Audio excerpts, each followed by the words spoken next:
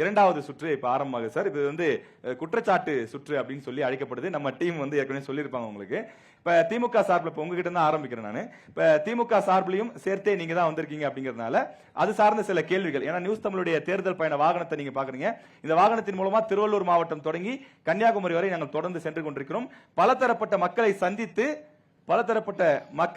சந்தித்து நாங்கள் தொடர்ந்து வந்து பாத்தீங்கன்னா அவங்களுடைய குறைகள் என்ன, அவர்கள் என்ன எதிர்பார்க்கறாங்க, இந்த விஷயங்கள்லாம் எடுத்துட்டு வந்துருக்கோம். இப்ப இதுல நாங்க நீலகிரி மாவட்ட மக்களிடம் கேட்கிறப்ப சொன்னது என்னன்னா 2021 அப்போதைய எதிர்க்கட்சி தலைவர் இப்போதைய முதலமைச்சர் மு க ஸ்டாலின் அவர்கள் நிறைய வாக்குறுதிகளை கொடுத்திருந்தாரு, இங்க பிரச்சாரத்துக்கு வந்தாரு, ஆனா அதுல வந்து நிறைய விஷயங்களை செய்யல அப்படின்னு சொல்றாங்க.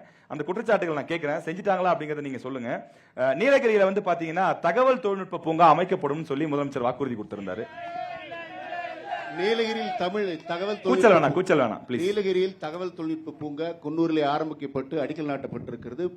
கொண்டு வரப்படும், மக்களுக்கு வேலை வாய்ப்பு கொடுக்கப்படும் சொன்னார். கொண்டு வரப்பட்டு அடிக்கல் நாட்டுவோம் தானே சொல்லிருக்கீங்க. இல்ல நீங்க ஒரு அரசு நீங்க பாருங்க, எடுத்த ஒண்ணு ஒரு மாணவன் டிகிரி வாங்கிட முடியாது. இல்ல சார், அது முதல்ல சொல்லிருக்கோம் வாக்குறுதியில.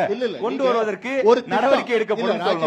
5 வருஷம் ஆட்சி பண்ணிருக்கோம். ஒரு நிமிஷம் ராஜேஷ், இப்போ ஆளுங்கட்சி அதாவது பாஜக அல்லாத மாநிலங்களை ஆண்டு கொண்டிருக்கிற எதிர்கட்சிகளை எல்லாம் பாசிச பாஜக அடக்குவது. இல்ல அந்த டாபிக் நம்ம போக வேணாம். இல்ல நம்ம தமிழ்நாட்டிலே நிறைய விஷயம் நம்ம செஞ்சிருக்கோம். டாபிக் அது இல்ல.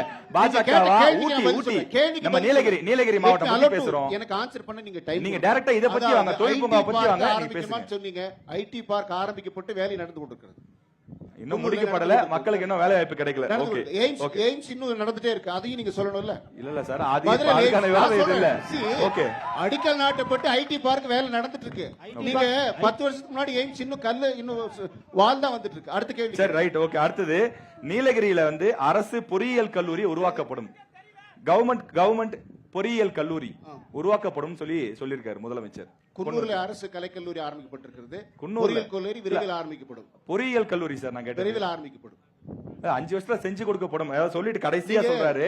பாருங்க, இதெல்லாம் ஒண்ணு ஆரம்பிக்கப்படுது, அதெல்லாம் இல்லாம செய்து பத்தி நீங்க கேட்கணுமே. இல்ல நம்ம உங்களுக்கு தெரியாது இல்ல சார், மூத்தவரு 4.5 லட்சம் கோடி பட்ஜெட் போடுறோம். ஒரு காலேஜ் ஸ்டார்ட் பண்ண எவ்வளவு ஆகும்? இன்னைக்கு இந்தியாவிலே ஆளுகிற மாநிலங்களில் எல்லா மாநிலங்களையும் தமிழ்நாட்டை நீங்கள் ஒப்பிட்டால், தமிழர் என்கிற வகையிலே தமிழ்நாட்டில் வசிக்கிற சிட்டிசன் ஆஃப் தமிழ்நாடு என்கிற வகையிலே நீங்களும் நானும் முன்னே அமர்ந்திருக்கிற எல்லோருமே பெருமைப்பட்டுக் கொள்கிற வகையிலே 16% வளர்ச்சி தமிழ்நாடு பெற்றிருக்கிறது. இல்ல அவ்வளவு வளர்ச்சி பெற்றிருக்கு. இங்க கிட்டத்தட்ட பாத்தீங்கன்னா நீலகிரியில படிக்கிறதுக்கு வந்து வசதியே இல்ல.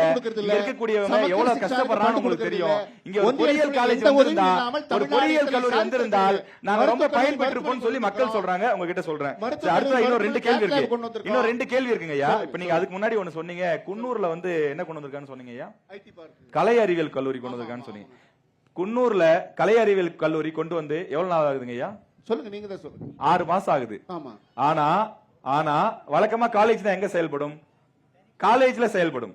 இந்த குன்னூர் அரசு கலை அறிவியல் கல்லூரி ஸ்கூல்ல செயல்படுது. ஏற்கனவே பள்ளியில் அறிஞர் அண்ணா அரசு பள்ளியில ஒரு ஸ்கூல்ல எப்படி சார் காலேஜ் செயல்பட முடியும்? 250 பசங்க படிக்கிறாங்க. ஸ்கூல் மாணவர்கள் ஒரு பக்கம், கல்லூரி மாணவர்கள் ஒரு பக்கம். கல்லூரியில ஒரு கட்டடம், அதாவது மாணவர்கள் படிக்கிறதுக்கு ஆசிரியர்கள் வேணும், அவங்க நல்லா படிக்கிறாங்க, அறை வேணும், உட்கார்வதற்கான இருக்கைகள் வேணும், தேர்ந்த ஆசிரியர்கள் வேணும். இதுதான் வேணுமே தவிர இன்னும் குலக்கல்வியில இருந்து இந்த நாடு தமிழ்நாடு எத்தனையோ வளர்ந்திருக்கிறது. இதையெல்லாம் சார் தான் சொன்னீங்க. பொறியியல் காலேஜுக்கு வந்து நிறைய அமௌண்ட் ஆகும், நிறைய இடம் பார்க்கணும்னு அரசு கலை அறிவியல் கல்லூரி கொண்டு வந்திருக்குன்னு சொன்னீங்க. அதையும் நம்ம முழுசா கொண்டு வரலையே. குன்னூர் ஐடி பார்க் இருக்கு, அதை சொல்லியிருக்கோம். இப்ப ஆர்ட்ஸ் காலேஜ் திறந்திருக்கோம்னு சொல்லியிருக்கோம்.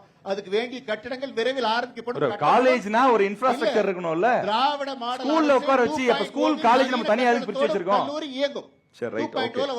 நான் கேள்வி கேட்டுட்டேன், சார் பதில் சொல்லிட்டீங்க. நேரலையில போயிட்டு இருக்கு, மக்கள் பாத்துக்கிட்டு இருக்காங்க. 2.12 திரும்ப வரும். சரி, ஓகே சார். சார் கூட பேசுறப்ப அவர் சொன்னாருன்னு நினைக்கிறேன், பச்சை தேயிலை உற்பத்தி அது சம்பந்தமா சொல்லியிருந்தாரு முதலமைச்சர், அப்போது எதிர்க்கட்சி தலைவர். நீலகிரி மாவட்டத்தில் பிரதான தொழிலாளர்கள் பச்சை தேயிலை உற்பத்தி விவசாயிகளை பாதுகாத்திட நிரந்தர ஆதரவு விலை நிர்ணயிக்கப்படும். நிர்ணயம் பண்ணிட்டோமா? நிர்ணயம் பண்ண வேண்டிய இடத்திலே ஒன்றிய அரசு இருக்கிறது. நிர்ணயம் செய்கிற வரை திராவிட மாடல் அரசு, இந்திய தேசிய காங்கிரஸ் போராடும், வெற்றி பெறும். Sir, right sir. யார்கிட்ட சார் போராடும்? ஒன்றிய அரசோடு போராடும்.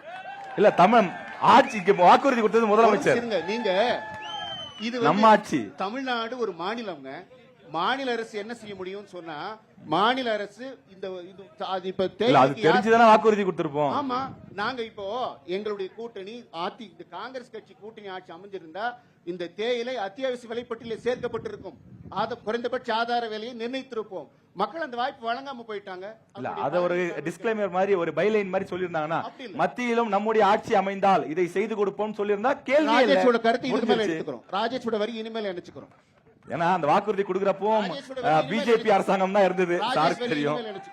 சரி, இன்னும் கடைசியா ஒரே ஒரு கேள்வி மட்டும் சார்கிட்ட கேட்டுறேன் சார். இன்னும் ஒரு கேள்வி இருக்குங்க சார். இப்ப உதகையில தொடர்ந்து சொல்லப்பட்ட முக்கியமான கோரிக்கைகள் ஒண்ணு, இங்க டிராபிக் பிரச்சனை இருக்கு. 3 இடங்கள்ல உதகை, குன்னூர், கூடலூர் ஆகிய இடங்கள்ல ஹைட்ராலிக் கார் பார்க்கிங் செய்து தரப்படும் அப்படின்னு சொல்லியிருந்தாங்க. Car parking வந்துருச்சுங்களா?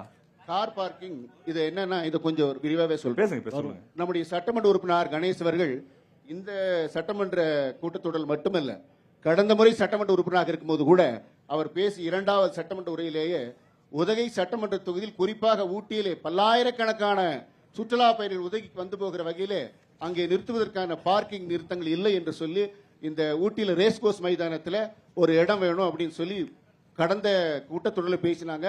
அந்த கூட்டத்தொடர் பதிவின் மூலமாகவும் தொடர் வற்புறுத்தல் உள்ளாட்சித்துறை அமைச்சருக்கு முதலமைச்சர் கேட்டுக்கொண்டதற்கிணங்க ஏறக்குறைய நம்முடைய ரேஸ் கோர்ஸ் பகுதியில் 1.25 ஏக்கரா நம்முடைய அரசு எடுத்துக்கொண்டு ஏறக்குறைய 20 கோடியிலே பார்க்கிங் செய்வதற்கான கட்டணம் விடுவிக்கப்பட்டு பணி விரைவில் நடைபெறும். நீங்க அடுத்த டைம் வந்தீங்கன்னா அழகா மல்டி லெவல் பார்க்கிங் ஒரு கார் நிறுத்திக்கலாம். கிட்டத்தட்ட ஒரு 5 கேள்வி கேட்டிருக்கேன் சார். 5 கேள்விக்குமே அடிக்கல் நாட்டப்பட்டிருக்கிறது, கொண்டு வரப்பட இருக்கிறது, விரைவில் செய்வோம். அடிக்கல்னா நீங்க கடந்த அதிமுக அரசு போல நாங்க அடிக்கல் நாட்டிட்டு ஃபண்டை நாங்க வந்து திராவிட மாடல் அரசு கூட்டணி அரசு கொடுக்கறதல்ல. நாங்கள் அடிக்கல் நாட்டினால் அந்த ஃபண்டு அதுக்கு உண்டான மொத்த தொகை 20 கோடி ரூபாய் விடுவிக்கப்பட்டது. நீங்க பினான்ஸ் டிபார்ட்மெண்ட்ல செக் பண்ணிக்கலாம். நீங்க இது ஓகே சார். செக் பண்ணிக்கலாம். நான் கேக்குது பார்க்கிங் வந்துச்சா? பார்க்கிங் வரல. 5 வருஷம் ஆச்சு. என்கிட்ட கிட்டத்தட்ட ஒரு 20 கோரிக்கைகள் இருக்கு. நேரம் இல்ல. பார்க்கிங் வரும்.